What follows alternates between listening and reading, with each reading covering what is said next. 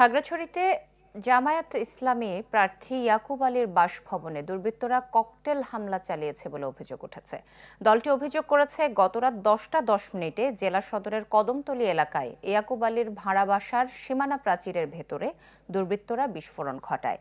যদিও এ সময় তিনি বাসায় ছিলেন না। জেলা জামায়াতের সেক্রেটারি মিনহাজুর রহমান বলেন, নির্বাচনকে সামনে রেখে ষড়যন্ত্রের অংশ হিসেবে প্রার্থীর বাসায় ককটেল বিস্ফোরণ করা হয়েছে।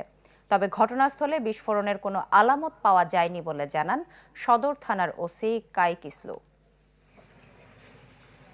আমাদের প্রার্থীকে এখানে অনেকে হয়তো প্রতিপক্ষ মনে করছেন, প্রতিপক্ষ মনে করে বিভিন্নভাবে আমাদেরকে ষড়যন্ত্র হুমকি দামকি দেওয়ার চেষ্টা করতেছেন এবং আমাদের যে 11 দলীয় জোট আছে এই জোটের মধ্যে ভাঙন সৃষ্টির চেষ্টা করতেছে।